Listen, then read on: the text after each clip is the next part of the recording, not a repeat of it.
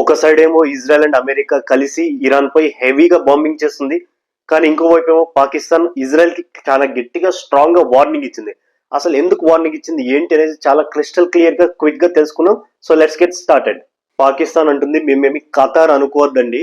And most importantly YouTube లో చాలా videos circulate అవుతున్నాయి.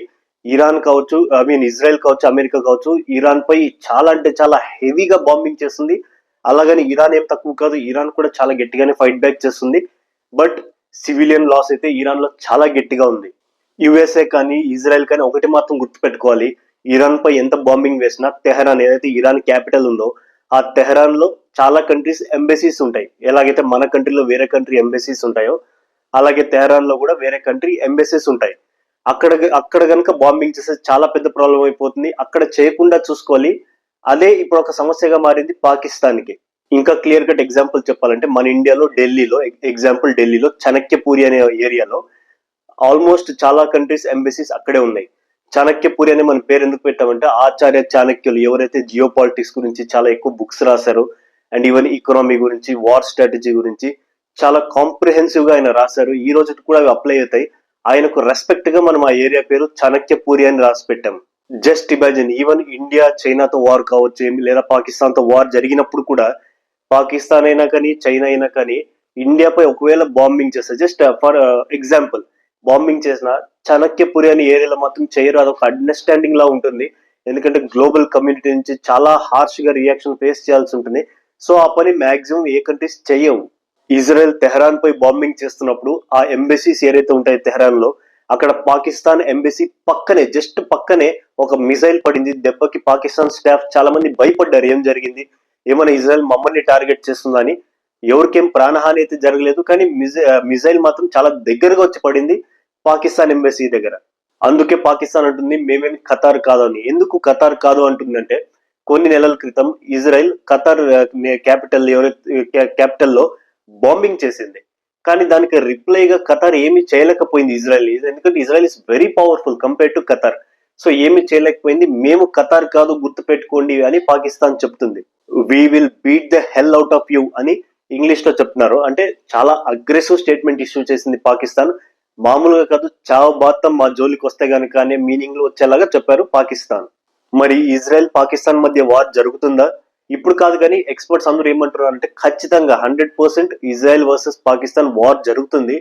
కానీ అది long term, maybe 10 years 15 years down the line అప్పుడు జరిగే chances are very very high అని అంటున్నారు జియో పొలిటికల్ ఎక్స్పర్ట్స్.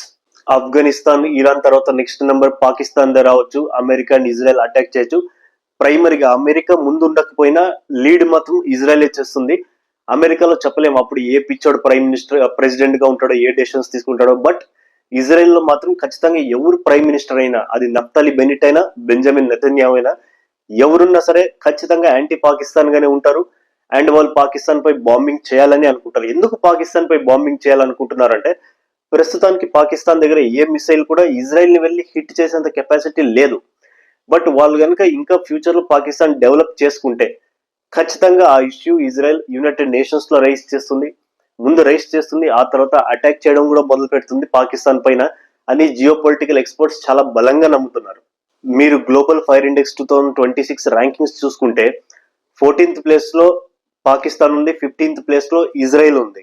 ఇప్పుడు జరుగుతున్న ఈ వార్ లో ఇజ్రాయెల్ అండ్ అమెరికా గనక ఇరాన్ లో గవర్నమెంట్ చేంజ్ చేయించిన, రెజ్యూమ్ చేంజ్ చేసిన, లేదా చాలా స్ట్రాంగ్ గా వాళ్ళకంటూ సక్సెస్ అంటూ దొరికితే ఖచ్చితంగా ఇజ్రాయెల్ టాప్ 10 లో వచ్చేస్తుంది ఈ లిస్ట్ లో. ఆశ్చర్యపోకర్లేదు.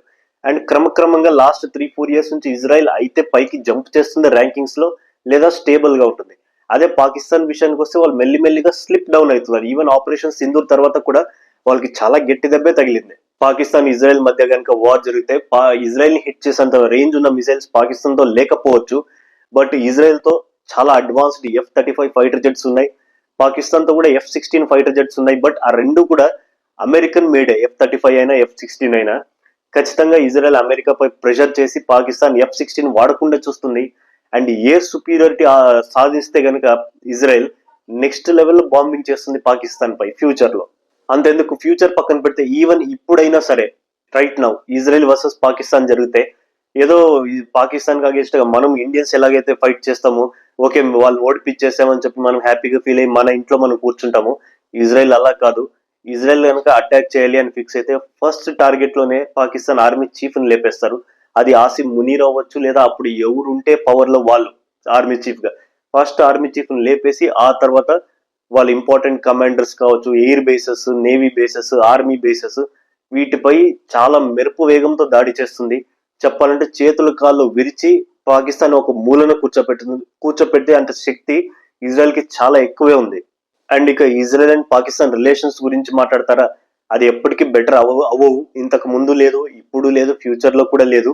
అండ్ ఇది ఇండియాకి చాలా గుడ్ న్యూస్ అనాలి. ఎంత ఇజ్రాయెల్ అండ్ పాకిస్తాన్ మధ్య రిలేషన్స్ వరస్ట్ గా మారుతాయో అంత మనకి బెనిఫిట్. ఎందుకంటే ఇరాన్ ఇజ్రాయెల్ వచ్చేసి ఏం ఆలోచిస్తుంది, పాకిస్తాన్ ని ఇంకా దారుణంగా మనం కౌంటర్ చేయాలి, ఇంకా వీక్ గా చూపించాలి అంటే కనుక ఇండియాని ఇంకా పవర్ఫుల్ గా మార్చాలి అంటే మన దగ్గర ఉన్న వెపన్స్ మనం ఇండియాకి సెల్ చేయాలి అని వాళ్ళు కూడా ప్రపోజల్స్ తీసుకొని వస్తారు. జాయింట్ గా మిసైల్స్ మ్యానుఫ్యాక్చర్ చేయొచ్చు, strong anti air defence systems air defence systems ఇవన్నీ మనకి ఇవ్వచ్చు. అలాగే మనము వాళ్ళతో కోఆపరేషన్ బిల్డ్ చేయొచ్చు. ఇంకా ఇండియా ఇజ్రాయెల్ రిలేషన్స్ ఇంకా స్ట్రాంగ్ గా మారుతాయి. ఏదైతే ఇజ్రాయెల్, ఇరాన్ కావచ్చు, అమెరికా వీళ్ళ మధ్య ఏదో పీస్ డీల్ అవన్నీ మాట్లాడాలి, మీడియేషన్ చేస్తుంది పాకిస్తాన్ అంటున్నారు ఆ డ్రామాలు.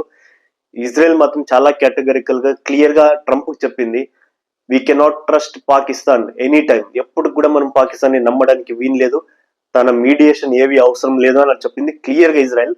మాక్సిమం ఏదైనా ఒక మీటింగ్ జరిగితే జస్ట్ ఒక ఫోటో తీసుకొని ఒక ఫార్మల్ మీటింగ్ పాకిస్తాన్ లో జరిపించేసి బయటకు వచ్చేస్తారు. పాకిస్తాన్ లో అయితే పాకిస్తాన్ ఇన్ఫ్లుయెన్స్ అయితే గట్టిగా ఏముండదు, ఎందుకంటే జేబులో రూపాయి లేని వాడి మాట ఎవ్వరు వినరు. వీడియో లైక్ చేయండి, రీచ్ ఉంటుంది. ఛానల్ సబ్స్క్రైబ్ చేయండి, రిటెన్షన్ ఉంటుంది. ఇలాంటి వీడియోస్ తో మీ ముందు మళ్ళీ వస్తాను. Thank you.